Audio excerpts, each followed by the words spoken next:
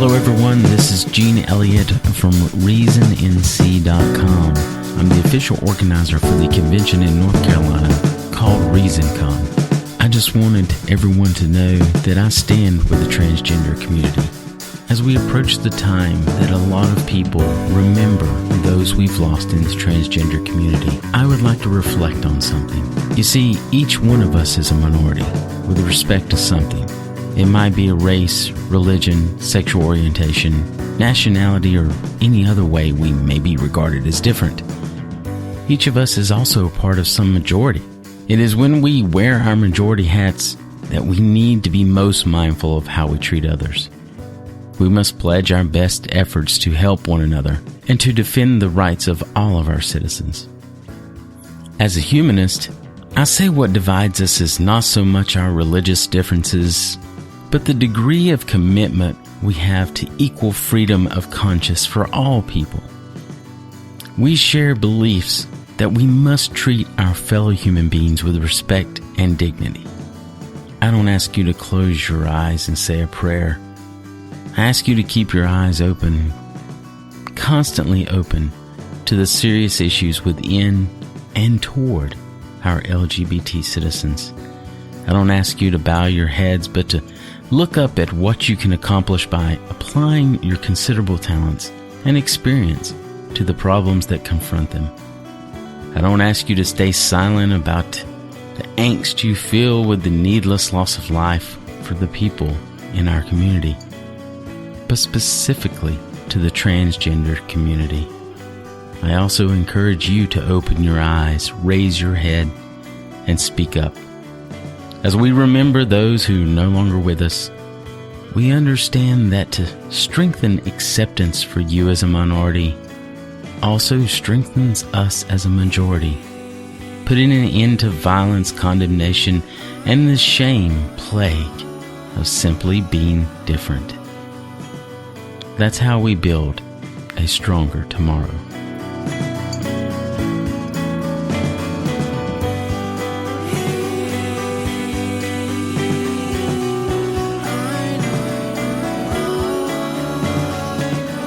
Each year on November 20th, members of the transgender community from around the world come together to commemorate those lost to anti-trans hate violence around the world.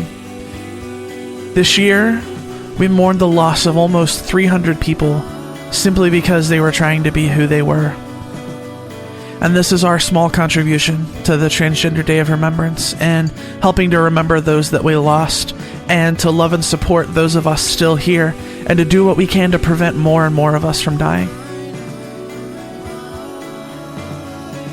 Hey kids, I'm sure you're aware that I'm not the greatest at the mushy stuff, and I doubt I could say much here that others couldn't say more eloquently and more inspiringly, if that's a word.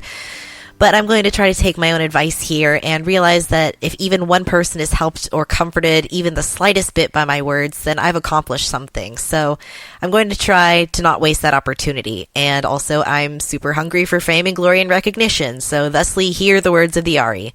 And also, yes, this is scripted, so that's why I sound like I vaguely know where I'm going with this. So, Trans Day of Remembrance. Of course, as you're aware, it's a day to reflect on what has been lost and remember those who have been taken from us by fear and hatred. It's a day to mourn. Most people who attend TDOR events haven't personally lost a loved one to transphobic violence, so it's not as much a mourning for the people themselves whose names we read as it is a mourning for the hardships of our community as a whole. It's a day for trans people to be together, to give one another permission to be angry, to be sad, to be afraid, in the company of people who understand.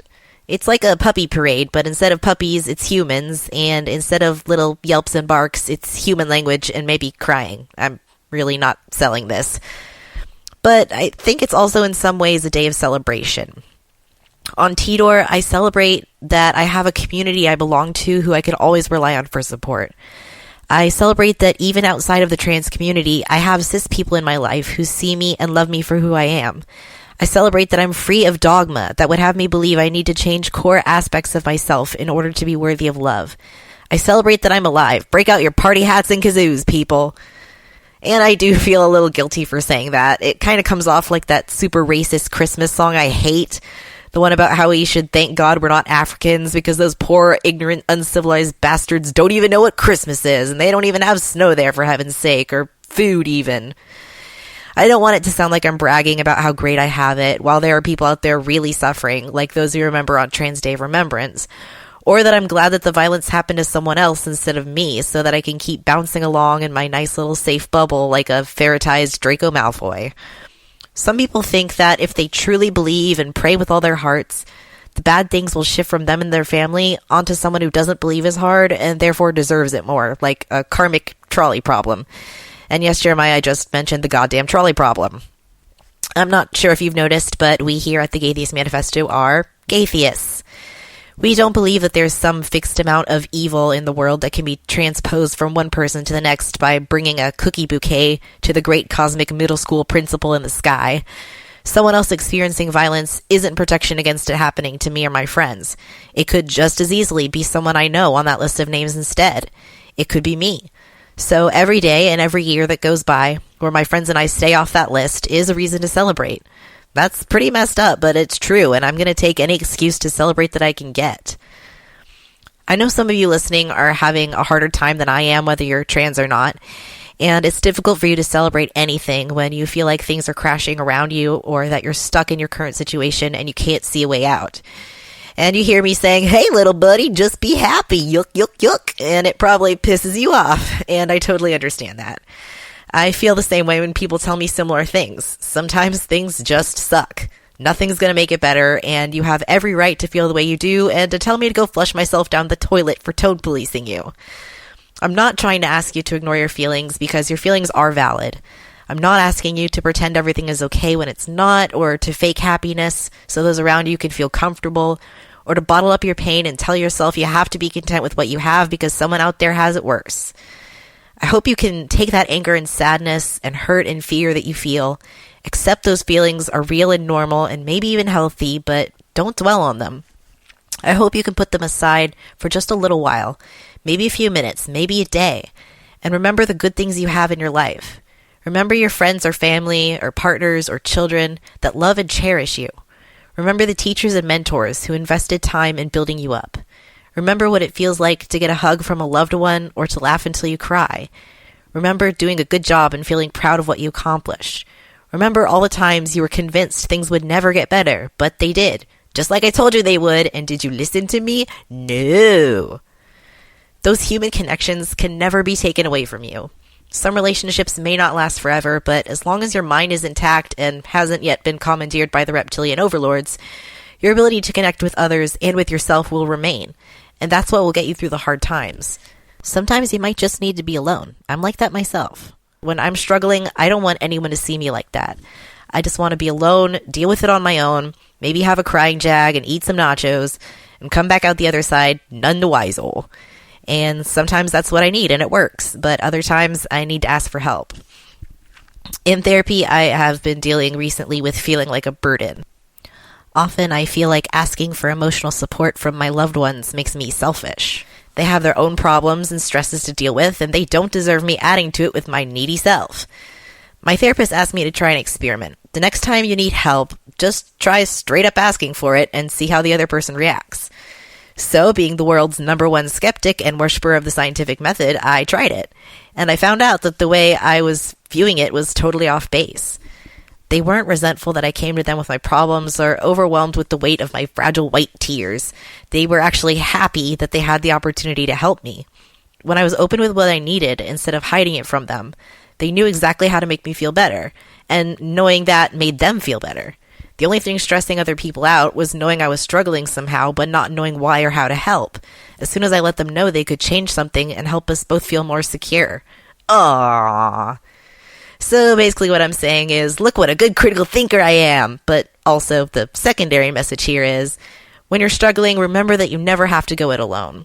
Sometimes stuff sucks and other people can't always fix it for you, but they can help support you while you figure out how to fix it yourself, or at least stay safe until things change. So even if things aren't going great for you right now, I hope you can take some comfort in the people who are still here with you, because no matter what happens in politics or your job or your finances, there will always be people there to help you through it. If you're listening to this, you have at least 2 people who would do whatever we can to support you, and an entire community more. And I hope that alongside the hardship, you still remember something in your life or something about yourself that's worth celebrating. And inspiring Punch-Out Zinger. Nope, I got nothing.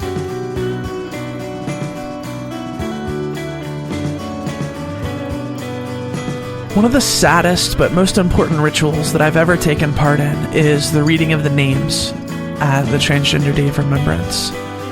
And this is our way of making sure that we don't forget those that we've lost. And for those on the outside to get a scale of the true scope of the things that we face, the violence that we face in our communities. And where we do our best to remember that these aren't just names, that these are people with hopes and dreams and loves and fears of their own, and light that they added to the world that we're no longer with.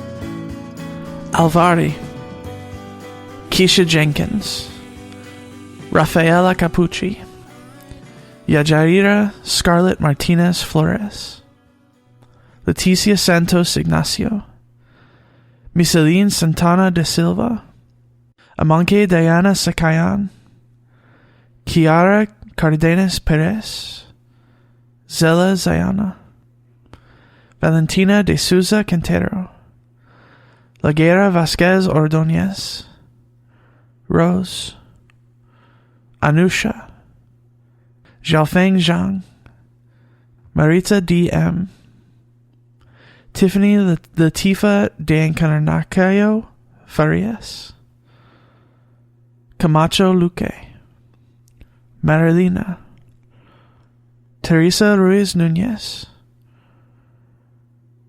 G.C. Pavao Barbosa, Leticia Campos, Julissa Brithani Hernandez, Hiltina, Vicky Thompson, Yoshi Sushida, Gala Ramirez Flores, Nile, Penelope Marcolan Chavitak, Rafaela da Silva Neto, Sheila Aprilia, Susanna Montano, Vanessa Huaspa, Alev, C. Torres, Alicia Dos Santos de Jesus,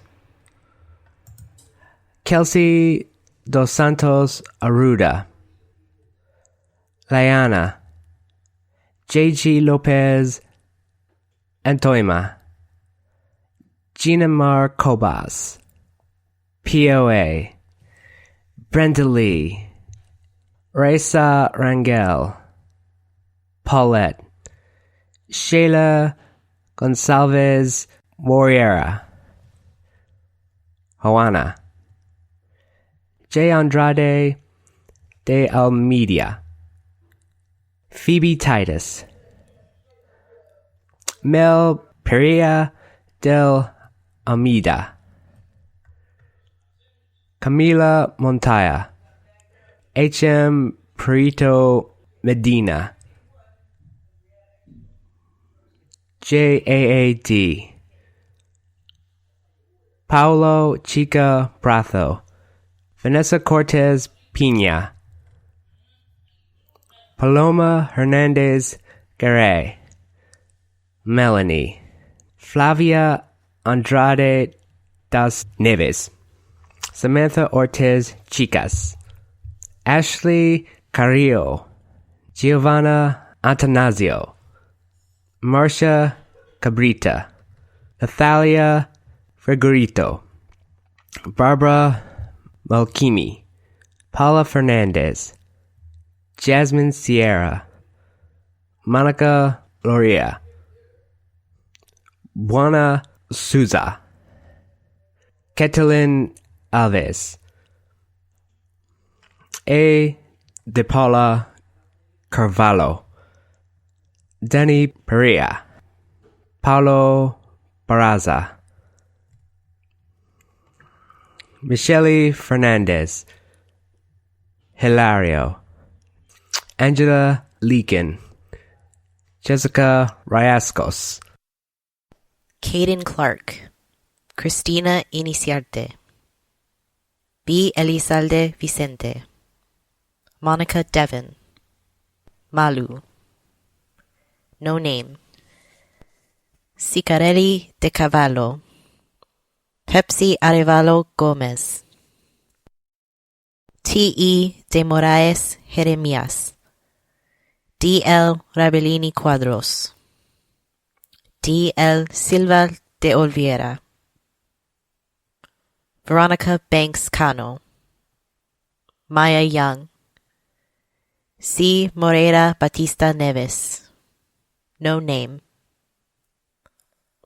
Natalia Alcaraz Orozco, E. Dos Santos, L. F. Zarate Vilcas, I. Maya Vargas, J. M. Salazar, Bruna Tejeda, Natasha, DeMarquise Stansberry, Fabiola Pimentel Jimenez, Karen Peña Aranguren, Kaderi Candice Johnson, no name. Michelle Fuentes Robles, Buse, Trator, Mika P. da Silva, Maria Doparro, Jukran Supu, no name. Naila, Camila Rios, Cari Piscopo, Camila Dominguez Garcia, Chris Santos da Silva, Aletta, M. Moreira, Courtney Davia Dawson Yoakum, Cristiana M.M., Joanna Bravo, Tatiana Guanipa Romero, Katie do Nascimento, Gabriela Rodriguez, Andino, Erica Rojas, Diana Zarate Bustamante, Diana Torres Conde, B.C. Madariaga Hidalgo, Vanessa Ferreira Prestes, Shantae I. Thompson, Amanda Araujo, I.R. Gomez Medina, Luana Biersack, Alejandra Padilla, Jessica Mendez Cavalcanti, Kiana Blackney, La Gaviota Sombrano Godoy, Puja, Wilmer Jose Bellerin Contreras, Reese Walker, W.L. Daluz Conciejo, Adriana Leti, F. Ortega Martinez, Pamela Leo, Amaranta Palanco, Chiche, Apesoa de Silva, Leticia Silva, W. Amorim Pires, G. Arivoli, Michelle de Souza, Anna Hickman, Mercedes Successful, Londerasa, Paula, Jessica, K. A. Suarez, Liti Odales Perales, Tonita, Caroline Valencia, Alicia, J.C.A., Amos Beatty, A. Perez Nunez, Zulimi Alan Sanchez Cardenas, Olga Neely Lopez Jimenez, Barbie Ashley Ann Riley, P. Lugo Olivares, Pamela Martinez, Gita, Goddess Diamond, Natalia Sandoval, Thais, Patricia Tavares, Paloma, Christina Neemley, Evelyn Abigail Gavan Zamora, Suellen, Fabi, G. Figuera Lima, L. Lorang, Monica Ortiz, Luana, Daniele Bari, Sheila Santos, Julia Almeida, Bebel da Silva, Dayan Brazil, Saba, Yoselin Gopar Carvajal,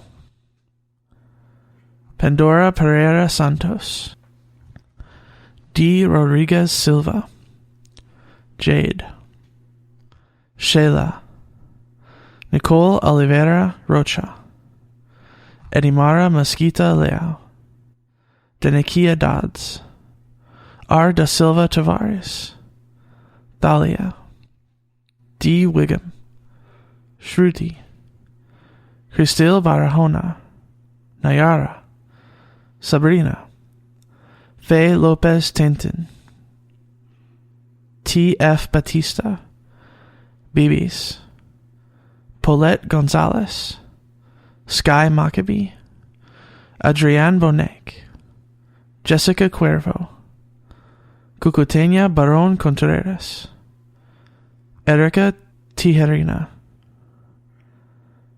Timi Oliveira, Raylan Thomas, Hande Kader, Tiffany Rodriguez, Patty Lobo, JW De Mello Fijo, Oriana Nicole Martinez Otero, Enfo Kong Song, Brenda L.E.,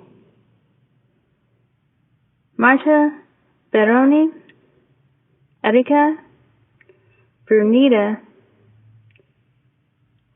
Ilda Da Silva, Ravina, Kelly Johanna Oquendo Vilada, Adi Garcia, Kayana De Silva, Marilyn Martinez Garcia, Rafael De Silva Mercado, Sheena, Paulo Ledesma Gonzalez, Tana Pereira Alencar, Pamela Alencar, Chica, S. Natera Encarnacion, Zoe Nascala Clipe, Titi Sephora, Crystal Edmonds, Larissa Biloca, Lario Perdo Escobar.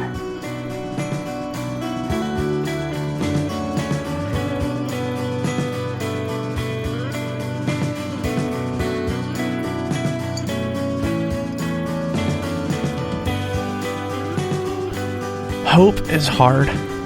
Really hard. This year was my third Transgender Day of Remembrance as an out transgender woman. It's really hard to know what to say about these things. I mean, what the hell can you say? Across the world, nearly 300 people were murdered for being transgender this year. And that number is probably low because so many countries don't keep track of or report that information. That number is actually compiled by activists from around the world who see the importance of keeping track of these things so those who we've lost don't get forgotten, and that we continue to recognize the problem of violence that we face nearly everywhere in society. The other thing to know about that number is that it doesn't include those lost to suicide. Personally, I think it should, but those numbers are even harder to track and verify, so I couldn't even begin to put a number on those we've lost in that way.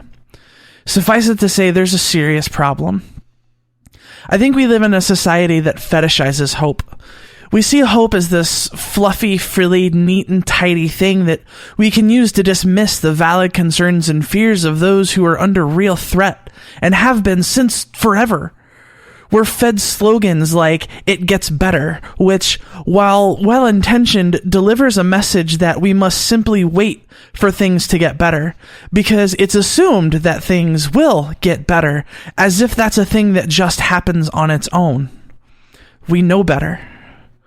What we also know is that there are a lot of vulnerable people who need things to get better right now.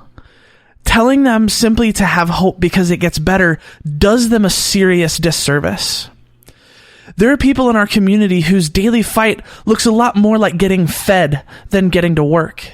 It looks like finding a place to sleep tonight because the local shelter won't accept trans people. It looks like being turned away for jobs, denied government assistance, and then being called lazy and worthless by a society that never really wanted them in the first place. How the hell do we talk to those people about hope? Hope, the way it's generally spoken of, is a luxury. Applied in this way, it often becomes a tool for those of us who don't have the daily struggle to survive to use to downplay how bad things really are and to downplay the scope of the work needed to solve these problems that I know we all want to fix. The tattoo across my chest says, "I made a throne for hope to sit." Now, I don't know if I'm reading too far into the lyrics there, but it's interesting that the writer chose that particular way to word that phrase. It says to me that hope is not a means, but an end unto itself. We don't get things done by being hopeful. Hope is a thing we create by our actions.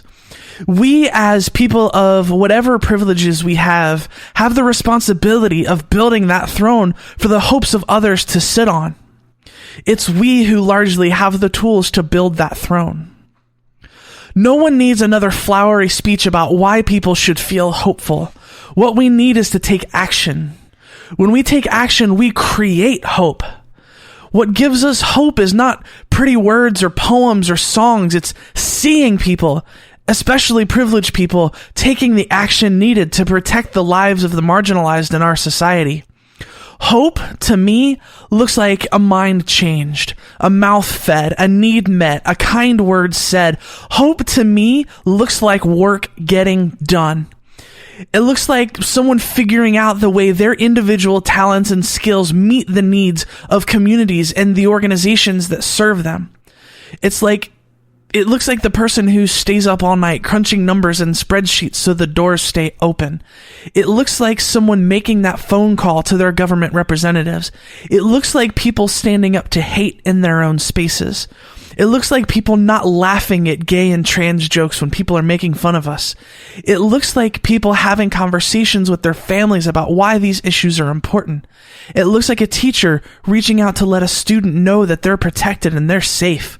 It looks like a parent who's ready to burn down the entire world to protect their child so they can be who they are. When we speak of hope in our society, I don't think generally we speak of hope in this way. And maybe that's part of the problem. How can we expect people to be hopeful if we aren't doing what we can to protect them? How can we expect others to be hopeful if we aren't ready to get our hands dirty and do the work? Maybe this is why hope is so difficult. Hope is a thing that we manufacture and that we give to others, not a thing that someone can just choose to have. We can't expect others to simply grab it out of thin air. Hope has to be given before it can be had. So as I did a while ago on the show, I want to invite those listening to consider their bandwidth to participate in this work and to engage to the extent that you're capable. Have those conversations, crunch the numbers, do the research, hold on to your friends and family, give your time, give your money, and equally, if not more important, take care of yourself. After all, when you take care of yourself, you're safeguarding something that is precious. You are precious. And you are valuable, and you are worthy of being loved and taken care of. So don't forget yourself on your list of priorities. Hope is hard, but I believe that hope is as vital as it is difficult. The only question left is, what will you do today to make that hope for those who can't make it for themselves? Before we go, I want you to know that if you're lost, you're hurting, you're scared, if you feel like no one cares and no one understands, you need to know there's a community out here that loves you, cares for you, knows that you're capable of amazing things and that you are worthy of love. If you're struggling, please don't be afraid to reach out. Until next time, friends, this is the Gaytheist Manifesto.